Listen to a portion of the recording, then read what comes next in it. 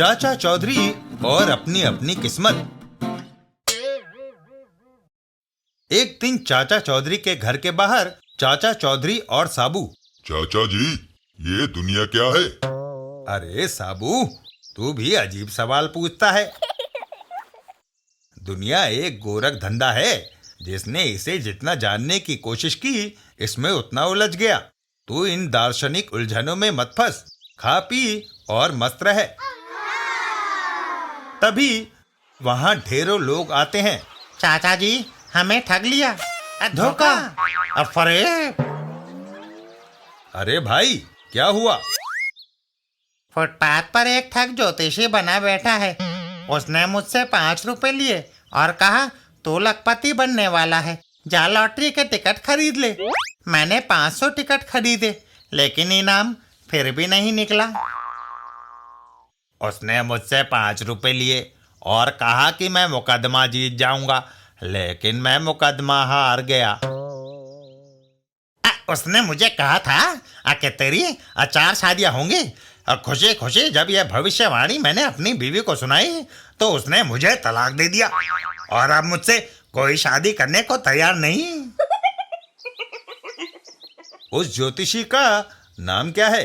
पाखंडी दास। नाम सुनकर चाचा चौधरी सोच में पड़ जाते हैं। उसको तो मैं जानता हूँ, उसने कभी ज्योतिष विद्या नहीं पढ़ी। वह मनगढ़ंत बातें बनाकर लोगों को ठगता है। चाचा चौधरी चल देते हैं। मैं उसे अभी देखता हूँ।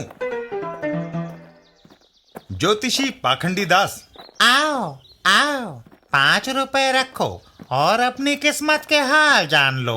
अच्छा, यह लो। चाचा चौधरी हाथ दिखाने लगते हैं।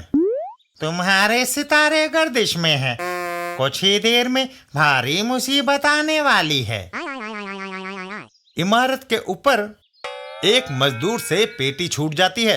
ओहो, पेटी! ऊपर से नीचे की ओर आती पेटी सीधा पाखंडी दास के सिर पर गिरती है। हाय, मैं मर गया। ये भविष्यवाणी तुमने मेरे लिए की थी या अपने लिए? अब दबे रहो यहीं। तुम्हारी सारी भविष्यवाणियां झूठ निकली। बचाओ, मैं गलती मानता हूँ। और फिर मैं सबके पैसे लौटा दूंगा, मुझे माफ कर दो।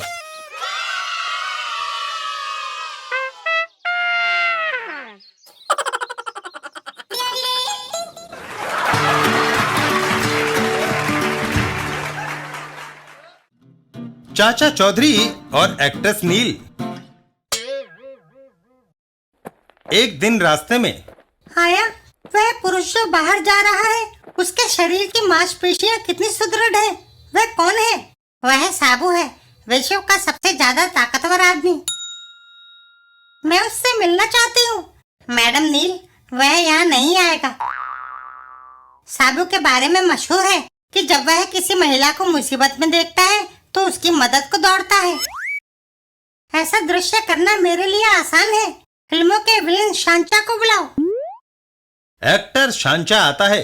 यह रखो 20,000 रुपए। कल सवेरे अपने जूनियर एक्टरों को लेकर माल रोड पर पहुंच जाना। तुमको मेरा अपहरण करने की एक्टिंग करनी है। काम हो जाएगा मैडम। दूसरे दिन। चाचा जी, आज आप सवेरे उठ गए? साबू, जो जागत है वह पावत है और जो सोवत है वह खोवत है। आज मंद मंद हवा चल रही है। मैं तुम्हारे साथ जॉगिंग करने जाऊंगा। उधर शांचा गहरी नींद सोता रहता है। एक्ट्रेस नील। माता, अगर मेरी आंखें धोखा नहीं खा रही तो वो औरत हीरोइन नील है। शाबिर, तुमने ठीक पहचाना। क्यों ना हम उसका अपहरण कर लें। उसके बदले में प्रोड्यूसरों से, जिनकी फिल्में निर्माणाधीन हैं, काफी रकम मिलेगी। ठीक है, चलो। और वह दोनों एक्ट्रेस नील का अपहरण करने लगते हैं। अगर तुम चाहती हो कि तुम्हारी खोपड़ी उड़े नहीं, तो चुपचाप उस कार में बैठ जाओ। बचाओ! साबू! बचाओ! साबू, किसी महिला की पुकार। लंबू, बीच में ना आना, नहीं तो। चल हट चूहे। उसने मेरे साथी को मारा, मैं उसे कार से कुचल दूंगा। वह कार साबू से टकरा देता है। हाय, मेरी कार। एक्ट्रेस नील। थैंक्स, तुम्हारी बहादुरी ने मेरा दिल मोह लिया। साबू, मैं तुमसे शादी करना चाहती हूँ। अगर वह हमारी गोलियों से बच गया तब। ओहो, वे फिर आ गए।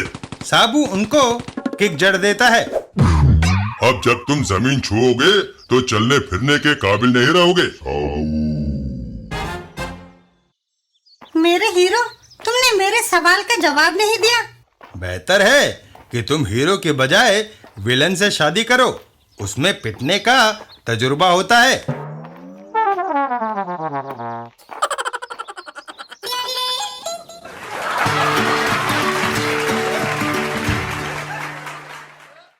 चाचा चौधरी और आग का रहस्य। एक रात को अलीपुर गांव में। अरे, आसमान में वह चमकती हुई क्या चीज है? वह चमकदार वस्तु झोपड़ियों पर आकर गिरी और सारी झोपड़ियां आग की लपटों से घिर गई। आग! भागो! आसमान से आवाज आई, गांव वासियों, अभी कुछ झोपड़ियों में आग लगी है। पैसे और जेवर यहीं रख दो, नहीं तो सारा गांव जला देंगे। और सबने पैसे और जेवर निकालकर रख दिए।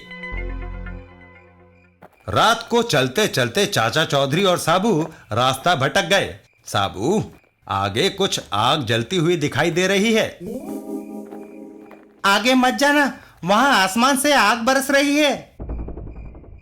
आग आसमान से? जरूर दाल में कुछ काला है। चाचा चौधरी का दिमाग कंप्यूटर से भी तेज चलता है। साबू, आओ देखें क्या माजरा है। उधर रोपड़, हाँ चौपड़, अब सारा माल अपना है।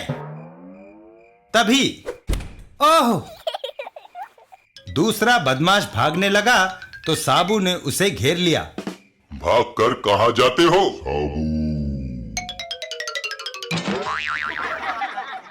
भाइयों, ये दोनों आपको बेवकूफ बनाकर ठगते थे। पर वह आसमान से आग का बरसना। बताता हूं। कमान से वह स्पेशल आतिशबाजी को आसमान में फेंकते थे। रात का अंधेरा होने के कारण वह आपको जाती हुई दिखाई नहीं देती थी। आसमान में जाकर आतिशबाजी में आग लग जाती थी और वह नीचे आती हुई दिखाई देती थी। और वह आवाज? उसका रहस्य यह भोपू है। हेलो,